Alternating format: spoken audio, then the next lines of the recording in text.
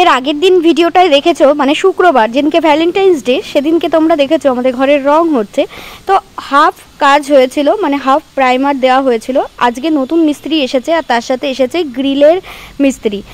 ইনি হচ্ছে গ্রিলগুলো সমস্ত কিছু পরিষ্কার করে তারপর প্রাইমার দিয়ে কালার করবে। তো এই গ্রিলটার সামনের যে আমাদের বক্স জানলা সেটা ঘষতে ঘষতেই ওনার একটা দিন কাভার হয়ে গেছে, কারণ এই জানলাটার অবস্থা খুব বাজে ছিল। আর ঘরের থেকে যে বারান্দার তক্তপোষটা ছিল সেটা কিন্তু বের করে দিচ্ছে, আর আমি বাইরে এসে ভয়েস দিচ্ছি কারণ ঘরের মধ্যে রং হচ্ছে তো আর শব্দ হচ্ছে সেই জন্যে।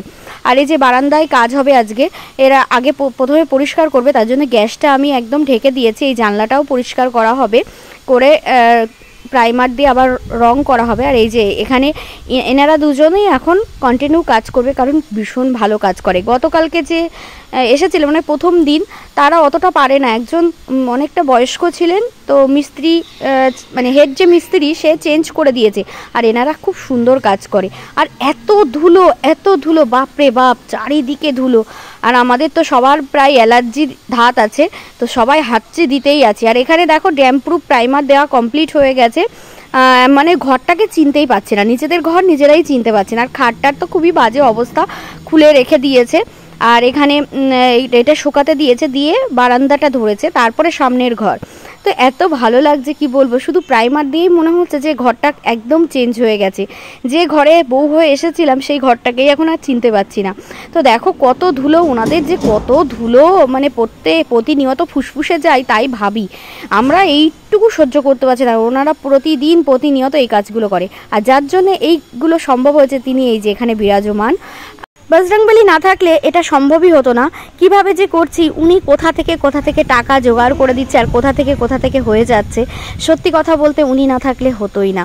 তো মনের ইচ্ছাগুলো অদ্ভুতভাবে উনি পূরণ করে দেন, যার জন্যে কোনো কিছু চাইতেই হয় না। সত্যি কথা বলতে আমি কোনো কিছু চাই না ওনার কাছে, শুধু মনের ইচ্ছাগুলো নিজের মনে ভাবলেই উনি সেগুলো কি দারুণভাবে পূরণ করে দেয়। তো এরপরে রং উঠবে, তোমরা সেগুলোও দেখতে পাবে নেক্সট ভিডিওতে। গতকালকে আমি ভিডিও দিতে পারিনি কারণ প্রচুর ব্যস্ত ছিলাম, রবিবার আমার ব্যবসার কাজে ওখানে যেতে হয়েছিল।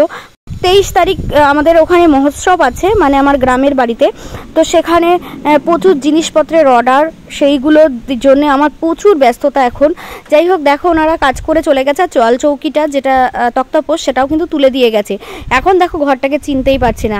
আগামীকাল থেকে রঙের কাজ হবে আশা করা যায়। তো এখানে দেখো গাছে অনেক ফুল ফুটেছিল, সেগুলোকে এনে বাবিন আর বাবান সাজিয়ে দিয়েছে বজরংবলীর চরণে।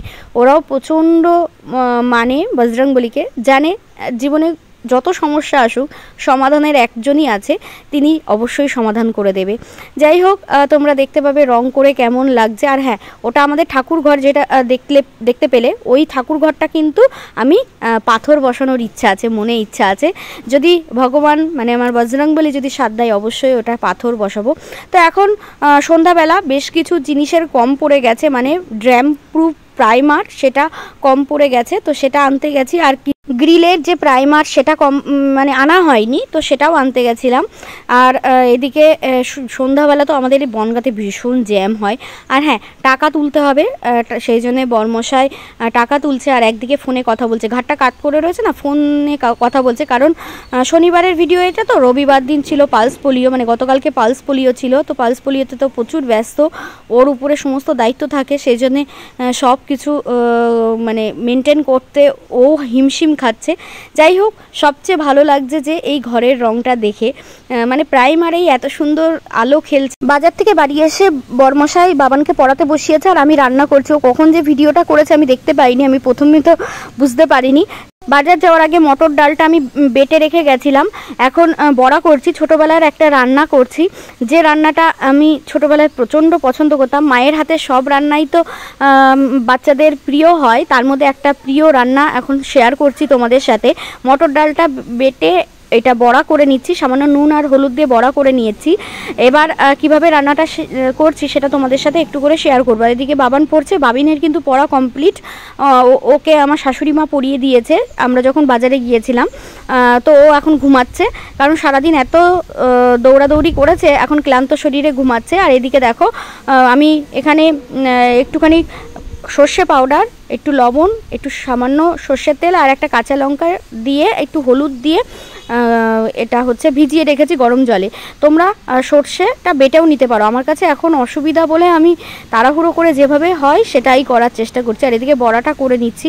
ছোটোবেলায় যখন স্কুল যাওয়ার আগে দেখতাম যে মা এরকম মটর ডালের বড়ার টক ঝাল করবে, তখন ভীষণ ভালো লাগতো। মনে হতো কখন স্কুল থেকে আসবো আর আমি এই রেসিপিটা খাবো মায়ের হাতে। তো মাকে জিজ্ঞাসা করেই এই বড়ার ঝালটা করছি।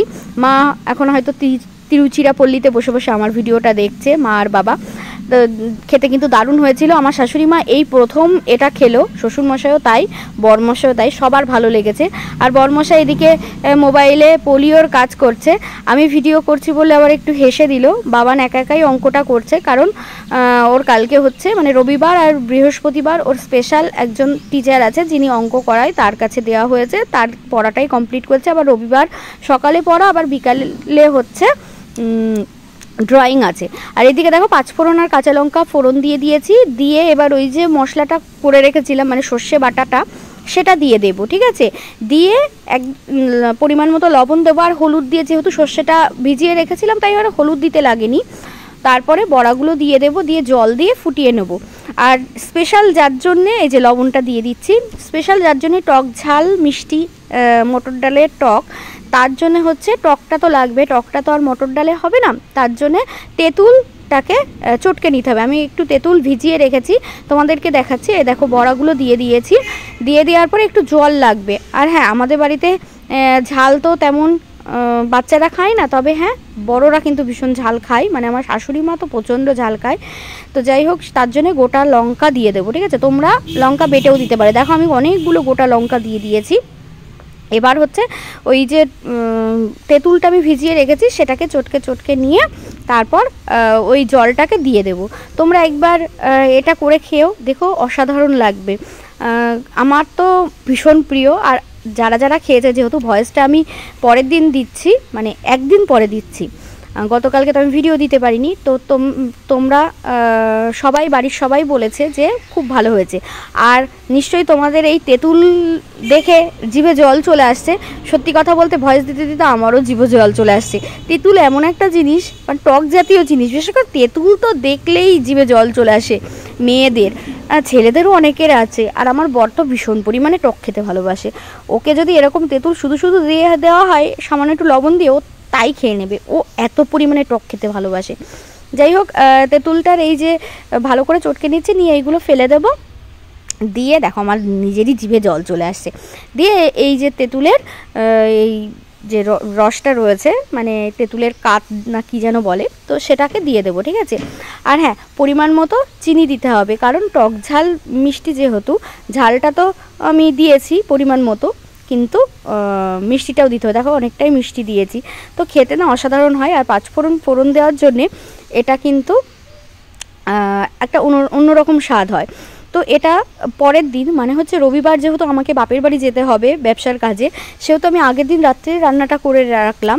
আর বাদ বাকি যে আর একটা রান্না হবে সেটা কিন্তু ওই রবিবারই সকালে করে নেবো, ঠিক আছে। আর এখন এটা করে এটা ঠান্ডা করতে দিলাম, দিয়ে ফ্রিজে তুলে নেবো। তো চলো, ভিডিওটা কেমন লাগলো অবশ্যই জানিও। ভালো লাগলে একটা লাইক করে দিও, কমেন্টসে অবশ্যই তোমাদের মূল্যবান বক্তব্য জানিও। টাটা সকলকে।